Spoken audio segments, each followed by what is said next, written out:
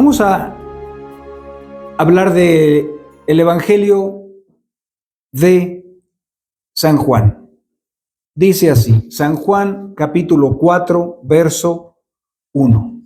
Por tanto, cuando el Señor supo que los fariseos habían oído que él hacía y bautizaba más discípulos que Juan, aunque Jesús mismo no bautizaba, sino sus discípulos, salió de Judea y se fue otra vez para Galilea, y él tenía que pasar por Samaria.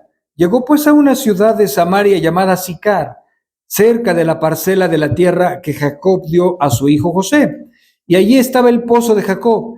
Entonces Jesús, cansado del camino, se sentó junto al pozo.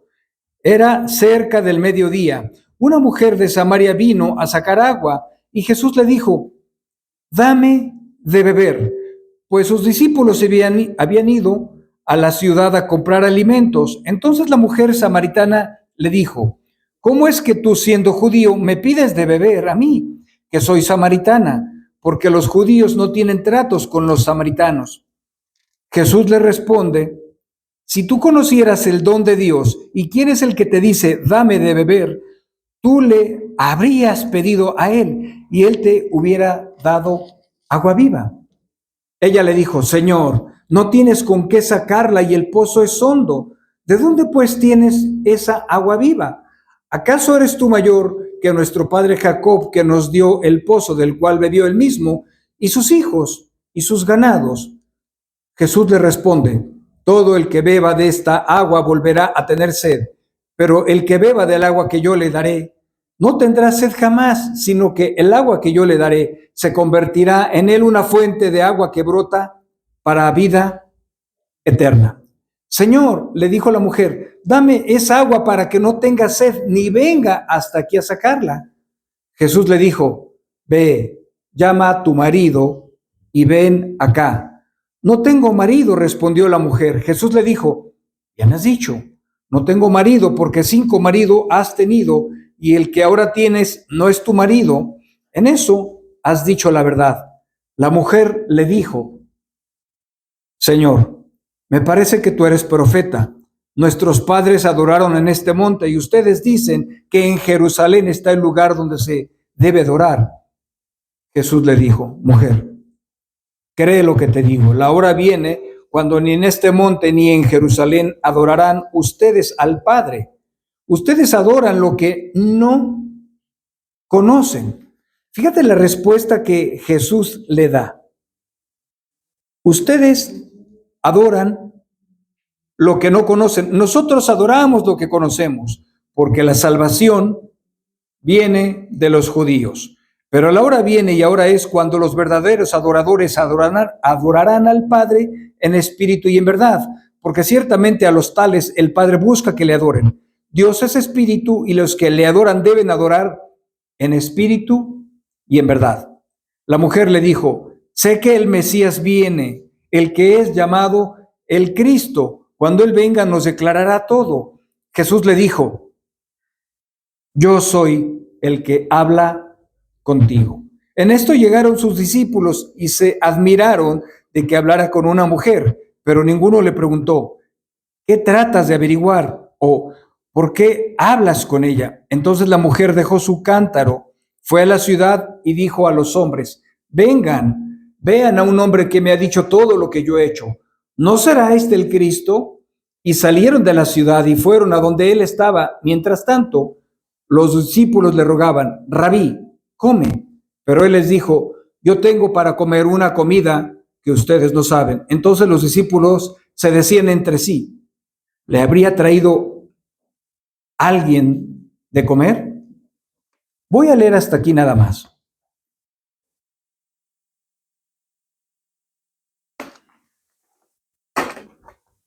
Vamos a comprender qué tiene que ver esta historia que se escribió hace 2030 años con nosotros. ¿Cómo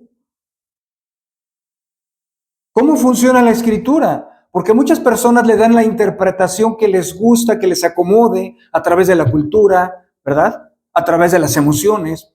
Pero la escritura, dice en 2 de Timoteo que toda la escritura es inspirada por Dios y útil para enseñar, para corregir, para redarguir. La Escritura no tiene dos interpretaciones. La Escritura no depende de la religión de cada persona, solo tiene una interpretación. Le titulé, ¿es necesario pasar por Samaria? A lo mejor no se entiende el título, pero lo voy a explicar. A veces las cosas que hacemos, que desempeñamos, ¿verdad? Como esta mujer. Ella no salió a tener un encuentro con Cristo. Ella estaba haciendo sus necesidades, estaba sacando el agua. Los pozos no eran como los pozos que hoy conocemos, ¿verdad?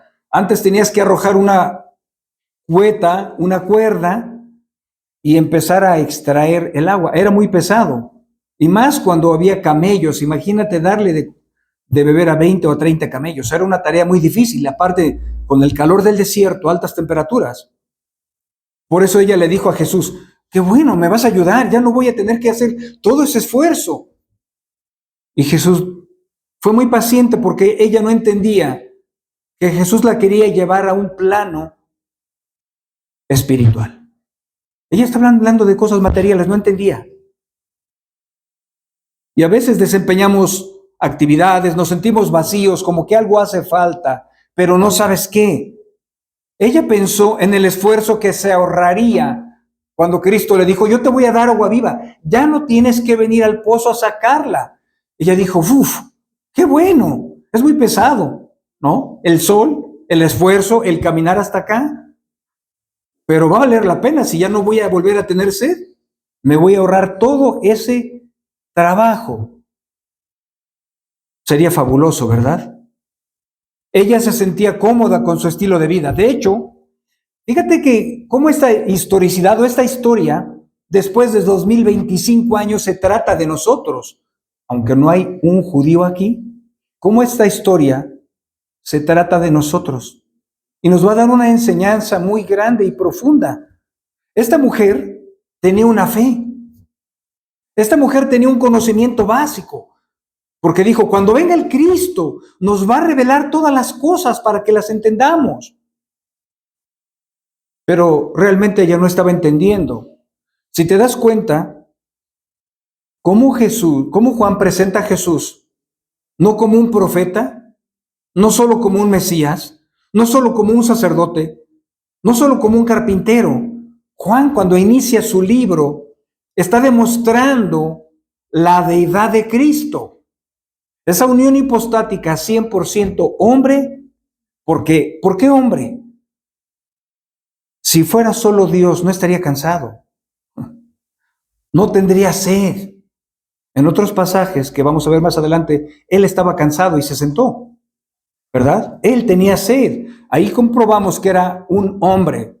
Pero también Juan está demostrando a los judíos y a los gentiles y a ciertos griegos que era 100% Dios. Ella era una mujer religiosa, y religiosa no en un sentido o peyorativo, ¿verdad? Poniéndole una etiqueta. Ella creía en Dios. Mencionó a Jacob. El Dios de Jacob, nuestro padre, nos dio este pozo. Ella no desconocía el nombre de Dios, el nombre de Jehová, pero tampoco desconocía la historia. Y déjame contarte algo. Los samaritanos se dividieron de los israelitas. Se hizo el reino del sur y el reino del norte. El reino del norte era Samaria y judíos, y los israelitas eran el reino del sur. Hubo un conflicto muy fuerte, pero después entraron en conflicto judíos y samaritanos. Ella era una mujer de fe. Repito, es muy importante que entendamos. Era una mujer de fe. Ella creía en Dios. Ella creía en el Mesías. ¿Qué significa Mesías en el hebreo? Ungido. Ella no desconocía la fe religiosa. Pero ¿sabes cuál era el problema de los samaritanos? que solo aceptaban los 5 libros del Pentateuco, o mejor conocido también en el ámbito judío como la Torá: Génesis, Éxodo, Levítico, Número, Deuteronomio.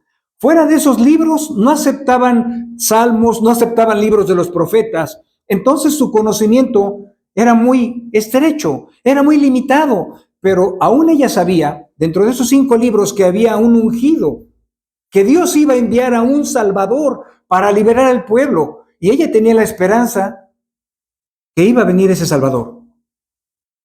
Pero el Salvador estaba hablando con ella. ¿Cuántas veces o cuántas personas hoy en Latinoamérica, ¿no?, en habla hispana, tienen un conocimiento de Dios pero estrecho como la samaritana? Hoy parece que cada quien puede adoptar al Dios de su imaginación, al Dios de su criterio, al Dios que nos enseñaron, ¿verdad?, desde niños, catolicismo romano. Cada quien cree en Dios a su manera. Ella creía en Dios. Pero fíjate cómo Jesús, amorosa y pacientemente, la desengaña. Ustedes adoran erróneamente. Ustedes adoran lo que no conocen. Le dijo una verdad impactante. ¿Cuántas personas hay en México que intentan adorar a Dios a su manera? Llevo 23 años en el Evangelio y me he encontrado con cientos y cientos de personas que creen en el Dios de su mente, no en el Dios de la Biblia. Ella tenía un problema, no de fe. Ella creía en Dios, ella creía en el ungido. Pero ¿qué crees? No había recibido lo que se encuentra en Cristo. ¡Qué desgracia! Era una mujer creyente, creía, pero no era una mujer que había sido salvada, no era una mujer que sus pecados habían sido perdonados, pero ella creía que todo estaba bien. No la encontraron delinquiendo. En ese tiempo no había Oxxos, ¿verdad? Pero no la encontraron delinquiendo, no la encontraron en la cantina, la encontraron haciendo las labores de las mujeres. Las mujeres eran las que traían la comida, cultivaban, ¿verdad?, cuidaban al ganado, traían agua. Los hombres tenían otras actividades, los judíos. Pero, ¿qué sucedió? Jesús pudo haber rodeado el Jordán para no pasar por Samaria, porque, ¿qué dice la Escritura? Judíos y samaritanos no se llevaban, no se hablaban y honestamente se detestaban. Entonces cuando querían ir a Galilea tenían que aventarse 3 días más, o sea, 6 días, para no pasar por Samaria, porque no querían a los samaritanos. Jesús fue directamente a Samaria para encontrarse con una mujer, con la necesidad de una mujer. A veces la gente tiene el Jesús de su mente porque no estudia las Escrituras. Todo lo que hizo Jesús, programar su día para ir por una mujer para salvarla, para ir por una mujer para revelarse en una manera personal y específica. Hoy las personas pueden creer en el Jesús de su mente, en el Jesús que nos han enseñado, un Jesús que está crucificado y que está sangrando. Las Escrituras dicen que resucitó al 3er día y está sentado a la diestra del Padre. ¿Cómo esta historia tiene que ver todo con nosotros, con nuestra cultura? Hace 8 días dije, los seres humanos siempre están buscando algo a quien adorar o qué adorar, ¿no? El dios de la lluvia, Huitzilopochtli, Tláhuac, los romanos también adoraban al César, los egipcios a Faraón. Siempre el hombre está buscando adorar algo. Si te acuerdas, también los cananeos, los saduceos adoraban imágenes. Siempre están adorando algo, porque Dios creó al ser humano con ese deseo, con ese instinto para adorarle a Él. Pero, ¿sabes cuál fue el problema? El pecado, el error, nos hizo adorar diferentes cosas. La gente hoy adora lo que mejor le parece, o cambian de religión con una religión que se adapta más a su estilo de vida, a sus creencias. Pero nosotros, bueno, al menos yo soy creacionista. Dios creó los cielos y la tierra. Por eso Él es digno de que le adoremos. ¿Por qué? Porque Él es el creador. ¿Por qué adorar criaturas? La samaritana tenía una claridad, no tenía imágenes. Ella sabía del Dios de Jacob. Ella conocía al ungido. Era una mujer de fe, pero su vida era un desastre. ¿Qué estamos hablando? El pecado. No son errores. Errores es que se te caiga el agua, ¿verdad? Que te tropieces. Estamos hablando de pecados. Estamos hablando de idolatría. Y ahí entra el conflicto. ¿Cómo vemos la bondad y la misericordia de Jesús? Hace 8 días también dije, Jesús dijo, yo no vine a condenar, yo vine a salvar. Yo vine a salvar. Y lo vemos personalmente atravesando un desierto para buscar a una sola mujer. No se concentró en las multitudes. Una mujer. Ni ella misma sabía que tenía necesidad. Ni ella misma entendía las cosas espirituales. Eso dice el Nuevo Testamento. El hombre natural no entiende las cosas que son del espíritu. No las puede discernir. Jesús le hablaba de algo espiritual, y ella respondía de algo material. Ay, qué bueno que vienes, me vas a quitar la sed, qué padre, ya no voy a venir a sacar agua. Jesús le dijo, yo tengo algo que tú no tienes, y yo quiero darte algo que tú no tienes. Me tienes que beber a mí. No está hablando de un agua que iba a sacar de un pozo extraño, de un agua mágica que sana, no. Jesús se autopresentó, se reveló él mismo.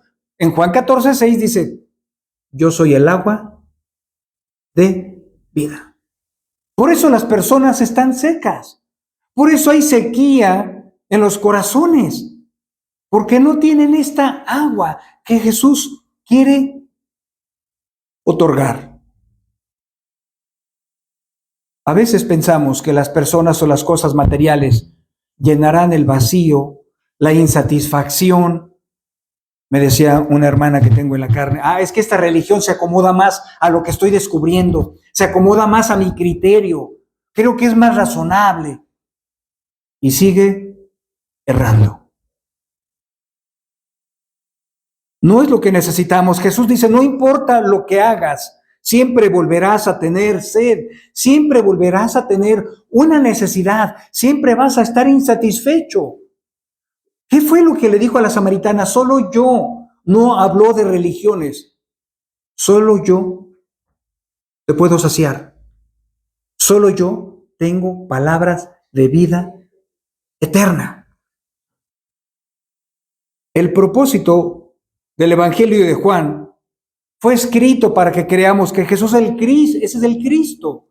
Esa es una parte concentrada, ese es el énfasis de la historia. ¿Qué vemos el obstáculo? El pecado. El pecado. Acuérdate lo que dice el Salmo 51:5. Acuérdate, la genética es una ciencia, lo he dicho muchísimas veces para que lo grabemos. En maldades hemos sido formados desde el vientre de nuestra madre. Es genética. La samaritana no necesitaba una religión. La samaritana necesitaba una transformación. La samaritana necesitaba al Cristo para ser saciada. Su vida era caótica.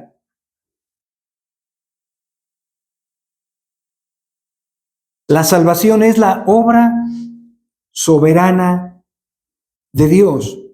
Cristo vino a buscar ¿a quién? A los pecadores. En otro pasaje dice, yo no vine a buscar a los enfermos, a los sanos, porque los sanos no tienen necesidad de médico. ¿Cómo está hablando Jesús?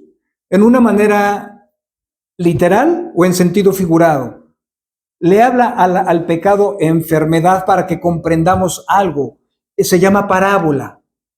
Puso un ejemplo. Una persona sana no necesita un médico. ¿Ok?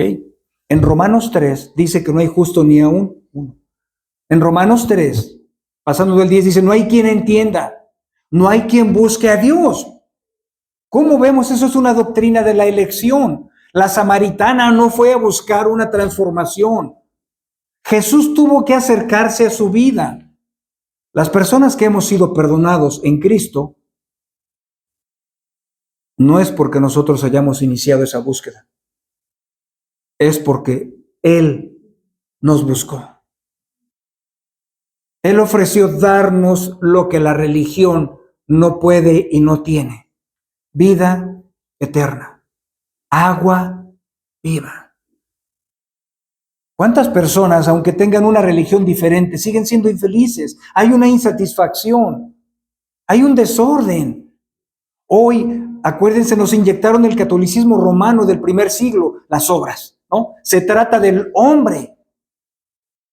Los grupos de autoayuda, ¿en quién se concentran? En ellos. Yo puedo cambiar, yo puedo hacer. Si no estoy amando, entonces ahora, ¿qué es lo que tengo que hacer? Amar. Entonces voy a amar. Jesús no empezó por las obras. No se trata de los esfuerzos humanos. Entonces voy a heredar la vida eterna por mi buen comportamiento. Voy a mejorar a través de mi esfuerzo. Entonces, ¿para qué murió Cristo si yo puedo entrar al cielo sin su obra? ¿Qué le dijo?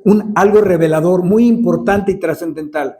Jesús a la samaritana: si conocieres el don de Dios. Ya le empezaba a hablar de la gracia de Dios. Le estaba hablando de la salvación que solo se encuentra en Cristo. No se encuentra en religiones, no se encuentra en grupos, no se encuentra en grupos de autoayuda. Única y exclusivamente se encuentra en Cristo. No le dijo eso a la samaritana: no conoces el don de Dios. Pero él fue a condenarla o a salvarla. Fue a salvarla. Y sabes, los métodos de Jesús, poco ortodoxos, ¿verdad? Hoy las personas, si estuviera derechos humanos, ¿qué dirían? No, lo vas a hacer sentir mal, pobrecito. No le hables así, no le hables de su pecado. ¿Sabes cómo empezó a ayudar Jesús a esta mujer? Hablándole de su pecado. Una mujer insatisfecha, una mujer vacía. Estaba buscando, ¿verdad? Estaba buscando en el hombre o en los hombres una saciedad. Jesús le dijo: 5 maridos has tenido y con el que estás ahorita no es tu marido. Dice: ¿cómo sabes mi vida? Eres profeta. Y Jesús dice: tengo que seguir teniendo paciencia con ella.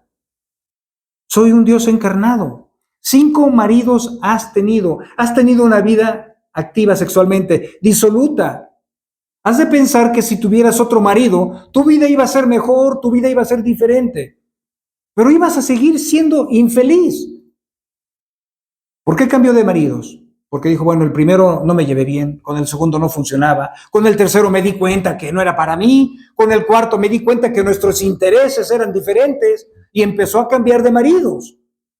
Si te das cuenta, el pecado es no solo denigrante, esclavizante, porque ella ya empezó a caer en una decadencia.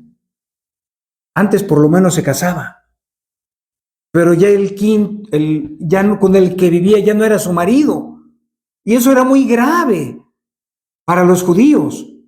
Y estamos hablando de una fornicación abierta en una sociedad que era importante el matrimonio. ¿Por qué? Porque se desprende de un mandamiento, no de una religión. ¿Qué le hicieron a Adán? Oye, veo que estás solo, te voy a hacer una ayuda idónea, ¿no? Desde ahí hubo una unión. Desde ahí Dios selló el pacto matrimonial. ¿Y qué pasó con la samaritana? Iba deteriorando su conducta, porque antes tenía 5 matrimonios en orden, pero ahora ya vivía en unión libre. Ya no le importaba lo que la gente pensara de ello, pero seguía estando vacía, seguía estando necesitada. Cristo, y sabes una cosa, déjame decirte que esta mujer era rechazada, no solo por la cultura judía, la veían con malos ojos. Porque dicen, bueno, ya tuviste 5 maridos, no es suficiente, ahora tienes uno que no es tu marido, ya ni siquiera, como diríamos en español, ya estás perdiendo la vergüenza. Ya ni siquiera no te quieres casar por si no funciona más por el séptimo. No es algo cultural. El matrimonio es un pacto para Dios y debe de ser un pacto para los hombres. Pero ¿sabes una cosa? Imagínate cómo ella era rechazada en su comunidad. ¿Y cómo crees que se sentía? ¿Y qué hizo Jesús? Solo le mencionó su pecado. 5 maridos has tenido. Has sido una mujer muy insatisfecha. Has sido una mujer que ni la religión te ha llenado. Porque ella dijo, nosotros adoramos aquí en Monte Gerizim. Ella seguía adorando a pesar del desorden de su vida. Fíjate nada más, ¿eh? Ella seguía invocando el nombre de Dios y su vida era desordenadamente mala. ¿Cuántas personas hay que hoy profesan una religión, profesan una fe en Cristo como a la samaritana y sus vidas son desordenadas? Sus vidas no dan testimonio de que están esperando al Mesías. Ella dijo, sí, ahora que venga el Mesías nos va a revelar todo lo que necesitamos. Pero vivía de una manera muy desordenada. Imagínate que ella se acercara a predicarle el evangelio a una persona. ¿De qué le hablaría? ¿De cuál de sus pecados? ¿De insatisfacción? ¿De vacío? ¿De orden espiritual? ¿De pureza? 5 maridos, no son 2, ¿verdad? 5 maridos, 5 veces erró. Y fue por el 6º. Vemos ahí la insatisfacción de ella. ¿Te das cuenta qué nos separa de la verdadera adoración? La transformación. Ella no negó que existía el Dios de Jacob. Ella no negó que había un ungido, el Mesías, el enviado de Dios. Ella no negó eso. Ella seguía activamente adorando. Y déjame darte un dato histórico importante. Hoy en Samaria siguen adorando en ese mismo monte, Gerizim. Pero ¿qué le dijo Jesús? Estoy buscando verdaderos adoradores. El Padre busca verdaderos adoradores. Tu manera de adorar es falsa. ¿Por qué? Porque sigues viviendo esclavizada al pecado. Necesitas el agua que yo tengo, agua viva. Yo soy esa agua que tú necesitas. Y déjame decirte algo importante. El Evangelio rompe las barreras religiosas, las barreras morales, las barreras culturales. Dios tiene un pueblo que no ha sido llamado. Tú podías ver una mujer en desorden, sí. Podías ver una mujer insatisfecha, sí. Pero Jesús no vio lo que tú y yo vimos. Vio una necesidad, vio una oportunidad. Ella necesita lo que nadie le puede dar. Ella está vacía y me necesita a mí. A Jesús no le importó lo que los samaritanos pensaran de él. Acuérdate, Samaria no se llevaba ni se hablaba bien con los judíos. ¿Cómo inicia el pasaje? Siendo tú judío, ¿me pides a mí, samaritana, de beber? Y aparte, Jesús iba a beber del cántaro de ella. Imagínate, si despreciaban las personas, los judíos y los samaritanos se despreciaban, ahora imagínate beber de un vaso, de una olla, de un samaritano, de un judío, era doblemente más despreciativo. Y él le dijo, dame de beber. Lo único que le importaba a Jesús era la necesidad de ella. Aunque ella no lo entendiera, aunque ella pensara que su vida estaba bien, aunque ella siguiera profanando el templo con su mala vida, ¿verdad? Eso a Jesús no lo detuvo. Y comprobamos lo que dijo al inicio de Juan. Yo vine a salvar. El énfasis no está en la mujer. El énfasis no está en el pozo. El énfasis no está en Samaria. Está en lo que Cristo ofrece que tú no tienes. Vemos cómo hoy en día, aplicación, las personas adoran al Dios que les han enseñado. Nunca han abierto las Sagradas Escrituras. Ella no se dio la oportunidad de leer salmos, de leer los profetas. Obviamente no se había escrito el Nuevo Testamento, ¿verdad? pero ya estaban los salmos escritos, ya estaban los profetas. Ella tenía una visión muy pequeña de Dios. Jesús tuvo que usar su amor, su poder, para confrontarla con su pecado y decirle: yo tengo lo que tú no tienes, agua viva. Tú no tienes agua viva. Ninguna religión, es más, tú vas a adorar los domingos. No, sábados, porque eran judíos. Pero regresas igual, regresas vacía. No importa cuántas personas hoy van a una iglesia y siguen vacíos. ¿Cuántas personas van a una iglesia y siguen insatisfechos, siguen frustrados, siguen viviendo vidas en desorden, creyendo en Dios, pero viviendo su propia vida, adorando al Dios que les han enseñado, un Dios equivocado? Jesús dijo: mi Padre está buscando adoradores que adoren con verdad, con sinceridad. ¿Cuántas personas podemos tropezar por malos testimonios, que la gente no quiera conocer al Jesús que tiene agua viva? Esta mujer obviamente estaba viviendo desordenadamente. Hoy en día, ¿cuántas personas que se llaman o denominan cristianos creen en Dios, creen en el Mesías, pero tienen una vida desordenada? Y las personas se dan cuenta de tu vida. Yo quiero que le prediques a las personas cercanas que te conocen y a ver qué dicen. Que les prediques de la esperanza que hay en Cristo, que les prediques del Dios del amor con tu carácter. Jesús vino a confrontar el pecado. No vino a condenar al ser humano, vino a ayudarlo, pero para ayudarlo necesitaba una confrontación de su pecado. ¿Tú crees que era lo único que hacía la samaritana? No, hacía muchas más cosas más graves. Pero lo más escandaloso, lo más visible era su vida sexual, su matrimonio, su desorden. Ya tenía un nuevo hombre en la casa, ya no se había casado. Y eso era muy fuerte para los judíos, Era muy fuerte para los judíos. ¿Te das cuenta cómo este pasaje después de 2025 años aplica para nosotros? ¿Cuántas personas hay que van a las iglesias y no cambian? Y siguen viviendo desordenadamente, siguen adorando al Dios de su mente. Jesús le dijo muy claramente, muy directo: ustedes adoran lo que no conocen. O sea, su adoración es falsa, es una adoración equivocada. Y Jesús le dijo: nosotros adoramos lo que conocemos. Pero le dio una esperanza, no la dejó sin esperanza. No la dejó herida con su pecado. Pero la hora viene y le dijo: y ahora es. ¿Sabes qué le dijo? Es el momento que tú puedes cambiar. Aquí estoy yo. Yo tengo lo que tú no tienes. Yo tengo lo que tú no necesitas. No se trata de obras, porque de igual manera le daba lo mismo a Jesús que se casara o no se casara. Pablo explica bien esa doctrina. No por obras de justicia que nosotros hubiéramos hecho.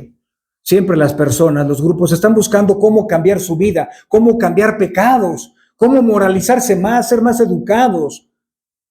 Pero nada de lo que podamos hacer, ningún ser humano puede entrar al cielo. Porque solo Jesús dice: yo tengo palabras de vida eterna. No de vida momentánea, palabras que sacian, palabras que llenan, palabras que satisfacen. Por eso vemos tantas personas insatisfechas y vacías, tantas personas gruñonas, tantas personas esclavizadas por la amargura. Porque no han encontrado en Cristo esta agua. ¿Y sabes qué? Lo más triste es que las encontramos en las congregaciones. Más triste, las encontramos cantando y viviendo una doble vida en sus casas. Imagínate si la samaritana hablara de la pureza y luego en su comunidad que la vieran 5 maridos y un amante, o 5 maridos y una fornicación o adulterio. ¿Ese es el Dios que me quieres predicar? ¿Cuántas personas no te han dicho: cambia tú primero? Ordena tu vida. ¿De qué nos sirve tener un conocimiento correcto en Dios, en Cristo, y conocer de la salvación si tu vida es caótica? En Deuteronomio 11:29 dice: y acontecerá que cuando el Señor tu Dios te lleve a la... Fíjate, ¿sabes por qué ellos adoraban en Gerizim? En una manera hacía cosas correctas, adoraba.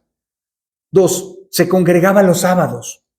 ¿Sabes por qué se congregaba? Porque creía que ahí estaba la promesa de Dios, por el Antiguo Testamento. Pero como ellos, repito, solo afirmaban la existencia de los 5 primeros libros, ya no se enteró de que Dios había cambiado. Fíjate lo que dice: y acontecerá que cuando el Señor tu Dios te lleve a la tierra donde entras para poseerla, pondrás la bendición sobre el monte Gerizim y la maldición sobre el monte Ebal. Ella hasta ese momento estaba adorando en un lugar correcto. Pero ¿cómo es posible? Adoraba en un lugar correcto, pero su estilo de vida no compaginaba con su adoración. ¿Cuántas personas viven desastrosamente de lunes a sábado y el domingo quieren entrar en la adoración? Jesús dijo: mi Padre está buscando verdaderos adoradores. ¿Será porque habrá falsos adoradores? ¿Será porque habrá personas que adoran a Dios a través de su estilo de vida caótico? Sí. ¿Para qué es la predicación? Si Jesús no vino a condenar, nosotros menos. Venimos a confrontar el desorden, venimos a traer esperanza a través de Jesús, que dijo: yo soy la luz. Yo soy la luz, no la luz de México, no la luz de Dinamarca, no la luz de Canadá. Yo soy la luz del mundo. Ninguna persona en ninguna época se ha atrevido a decir lo que este Cristo, lo que este Mesías dijo fervientemente: yo soy la luz del mundo. Y el que no está en la luz está en la oscuridad. No hay más. No hay más. Jesús tiene que pasar por donde están los que el Padre le dio. Muy seguramente sí habrá creyentes verdaderos. Y acuérdate, hace cuántos años tú estabas en Samaria en alguna manera y Jesús pasó por tu vida. Jesús se acercó a ti, a pesar del caos en el que vivíamos. Nos reveló nuestro pecado, nos confrontó con nuestro pecado, nos confrontó con nuestro orgullo. Y aún así, a Él no le importó. A Él no le importa cuántos pecados tengan las personas, de qué magnitud. A Él lo que le importa es salvar. A Él lo que le importa es sanar las heridas que nos hemos hecho nosotros mismos. Porque yo creo que no hay víctimas. Siempre somos victimarios. Ella adoraba en un monte correcto, pero su vida estaba en desastre, caótica. ¿Cuántas personas adoran de una manera equivocada? Su estilo de vida es desordenado, es pobre. Tu carácter no coordina con tu fe, no concuerda con tu fe. Aquí y en Europa, 2 más 2 son 4. Si tú dices que eres un adorador, entonces tu estilo de vida tiene que concordar con lo que tú crees. Tu estilo de vida tiene que concordar con lo que tú crees. Si no, hay un problema, como en la samaritana. Algo andaba muy mal, si no tenía vida eterna. Era una buena religiosa. No la encontraron en las cantinas, no la encontraron en un burdel con varios hombres, ¿no? Pero estaba seca, estaba vacía, estaba triste.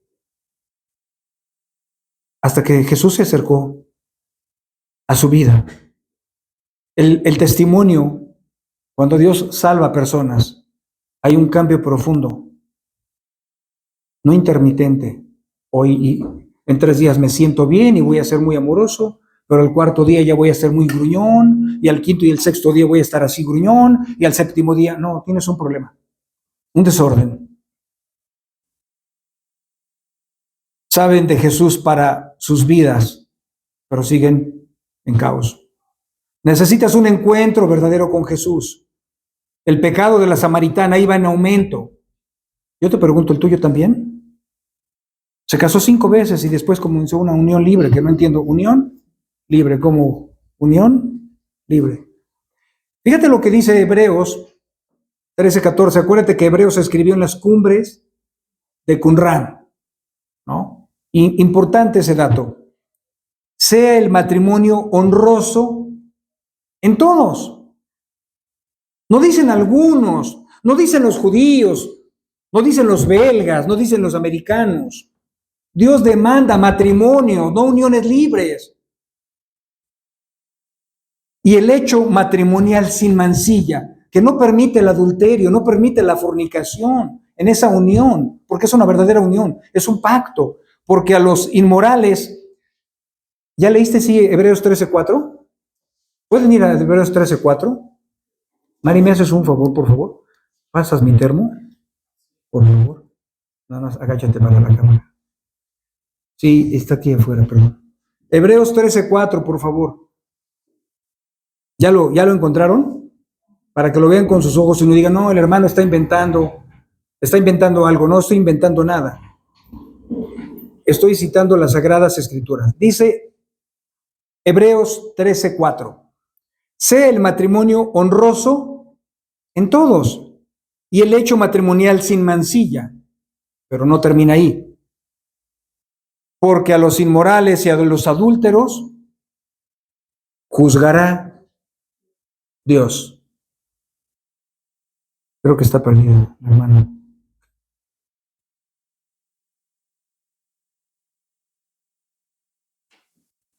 Gracias.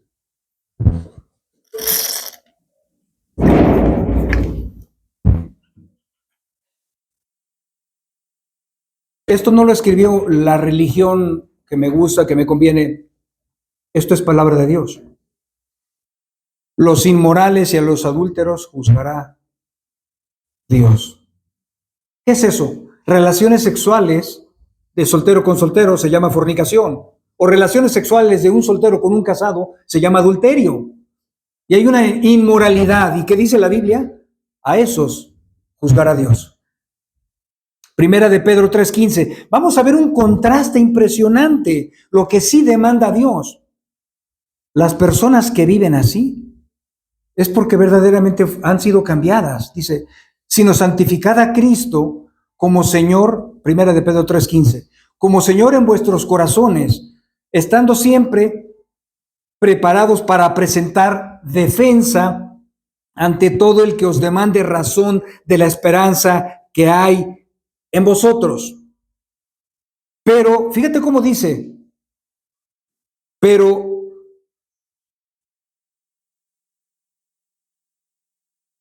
hacedlo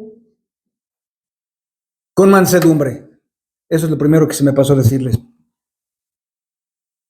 ¿Qué dice? Pero hacedlo con mansedumbre. ¿Cuántas personas cuando comparten el evangelio parece que te están regañando?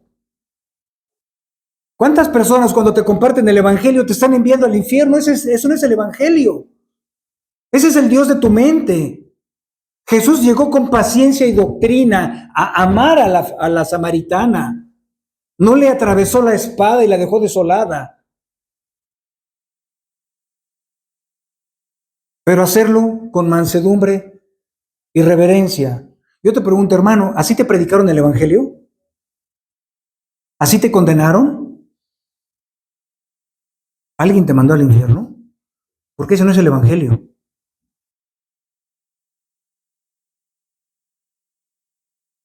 Cristo busca a los pecadores. ¿Para qué? Para convertirlos en verdaderos adoradores. Cuando yo escuché esta noticia hace 23 años dije, no puede ser posible, ¿a poco sí me va a perdonar todo lo que he hecho? ¿Todo lo que he hecho me va a perdonar? Sí. Para él no había nada imposible. A veces uno no cree y dice, es que he hecho tanto.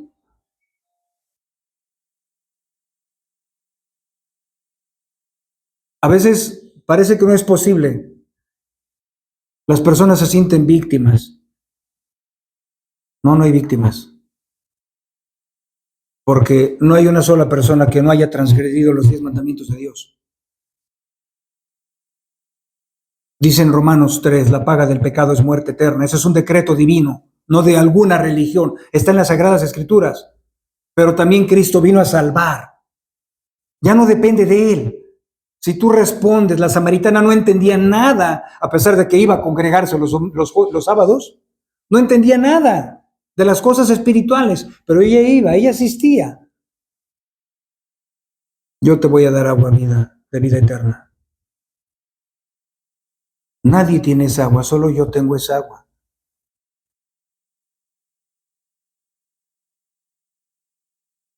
Hoy muchas personas van a una iglesia y se dan cuenta que no tienen vida eterna. ¿Por qué? Por la historia del primer siglo. A través de las obras quieren ganar el cielo. A través de las obras quieren ganar el favor de Dios. Eso no es posible. Entonces, repito, ¿para qué Cristo murió? Si tú puedes entrar al cielo por tu buen comportamiento, por tu buen estilo de vida, ¿no? Por esforzarte para ser mejor persona. Hay una persona que conozco que estudia semiología y ellos, a través de sus esfuerzos y sus buenas obras, quieren entrar al cielo. ¿Qué le dijo a la samaritana? ¿No conoces el don de Dios? ¿No conoces el don de Dios? La única manera de entrar al cielo es a través del don de Dios. Es Cristo el que te está ofreciendo el agua viva. ¿Cuántas personas rechazan a Cristo pero creen en Dios? Dice la Biblia, el que tiene al Padre tiene el Hijo, pero el que no tiene el Hijo no tiene la vida. Porque dice en Mateo 4, me parece, y Jesús entró a un lugar asentado donde estaba en valle de sombra de muerte. Y cuando Él entra en la luz. Porque donde no está Jesús no hay luz, hay oscuridad. No importa cuántas buenas obras hagamos. La samaritana parecía una mujer decente a los ojos de quién, pero era reprobada por el Evangelio. La gracia soberana de Dios alcanza a quienes nadie buscaría. La gracia soberana de Cristo busca al pecador. Jesús no evita a la samaritana porque había un conflicto cultural o generacional. No le importa que le fueran a decir, ¿qué haces con esa mujer? Cuando llegaron de traer la comida a sus discípulos, ¿qué le dijeron? ¿Estás con una mujer? Un hombre no podía estar con una mujer a solas, ¿eh? Imagínate lo que era la cultura. Hoy en día, bueno, pasan cosas pero espantosas. Hoy en día no podía estar un hombre que no fuera su esposa en la calle a solas con ella. Por eso los discípulos se sorprendieron. ¿Qué haces con una mujer? Jesús no evita el pecado, lo confronta. Esta va a ser en dos secciones. Hay personas que cuando comparten el Evangelio les da miedo hablar del pecado de las personas. ¿Qué me va a decir? ¿Qué tal si se enoja? ¿Quién está cometiendo la infracción al pecado? Entonces, ¿por qué se tiene que enojar? ¿Y yo por qué me tengo que sentir incómodo? Hay personas que piensan psicológicamente y dicen, es que eso es invasivo. Si eso tú crees que es invasivo, entonces Jesús es invasivo. Porque Jesús se metió con la intimidad de esta mujer. 5 maridos has tenido. Si no la confronta con su pecado, ¿de qué se va a arrepentir? Hoy en día las personas tenemos que ser confrontados con nuestro pecado. Si no, ¿de qué te vas a arrepentir? Si crees que eres una buena persona, entonces tú no necesitas el agua de vida eterna y te vas a quedar sediento y sin vida eterna. Cuando confrontas a las personas para ayudarlas, no estamos en la posición de juez, que quede claro, ¿no? Es como dice Jesús, con misericordia, ¿no? Ellos dicen algo como esto, pues es que todos pecamos. La salida más fácil, ¿no? Todos hacemos cosas malas o todos ofendemos con la palabra, con el pensamiento, ¿no? Cuando una persona piensa en sí misma, no la vas a ver con 5 hombres como la samaritana, pero el hecho de la persona solo estar pensando en sus necesidades y en su vida es algo pecaminoso, que parece algo narcisista, pero parece normal hoy en día, ¿no? La amargura parece normal. Te encuentras con una persona amargada que todo le parece mal, te encuentras con una persona que todo se preocupa, de todo se afana, de todo tiene ansiedad y parece normal. Jesús dijo, los hombres y mujeres tienen ansiedad. Pero ¿qué dijo la solución? Vengan a mí, vengan a mí. No mandó a ninguna religión para hacerse cargo de nosotros. Él dijo, vengan a mí. Yo les voy a dar el descanso que necesitan. Solo necesitamos el agua que Jesús tiene, que Jesús otorga, que Jesús ofrece. Él es la transformación verdadera e interna de un corazón. Si hoy te sientes insatisfecho, vacío, a mí no me veas.